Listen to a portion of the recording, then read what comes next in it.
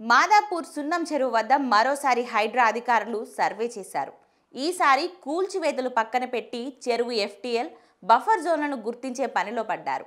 ఇటీవల హైడ్రా అధికారులు సున్నం చెరువు చుట్టుపక్కల ఉండే సుమారు 70 చిరు వ్యాపారాల సముదాయాలను నేలమట్టం చేశారు. స్థానికంగా ఉద్రిక్తత చోటు చేసుకున్న అధికారులు ఆయా షాపులను కూల్చివేశారు. చెరువు ఎఫ్టీఎల్ బఫర్ జోన్లు గుర్తించకుండా ఎలా తమ వ్యాపారాలు కూల్చివేస్తారని స్థానికులు, పలువురు వ్యాపారస్తులు అప్పట్లో ఆగ్రహం వ్యక్తం చేశారు.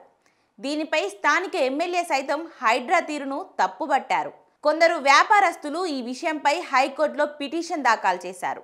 ఎఫ్టీఎల్ బఫర్ జోన్ తేల్చకుండా అక్రమం అంటూ ఎలా నేలమట్టం చేస్తారని హైకోర్టు హైడ్రాపై మండిపడింది. కోర్టు మొట్టికాయలు వేసేసరికి అధికారులు ఉదయాన్నే సున్నం చెరువు వద్దకు చేరుకున్నారు. తమ వద్ద ఉన్న ఆధారాలు, శాటిలైట్ మ్యాపింగ్ రికార్డుల ఆధారంగా సున్నం చెరువు ఎఫ్టీఎల్ బఫర్ జోన్లను గుర్తించి వాటికి మార్కింగ్ చేయడం జరిగింది. ఇదిలా ఉంటే కోర్టు సీరియస్ అయితే తప్ప హైడ్రాలో చలనం రాలేదని పలువురు స్థానికులు అభిప్రాయపడ్డారు.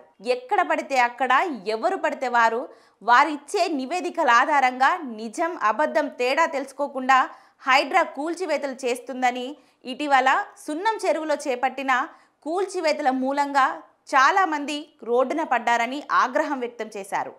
ఇక ముందుగానే సర్వే చేసి చర్యలు తీసుకుంటే బాగుండేదని అభిప్రాయపడ్డారు.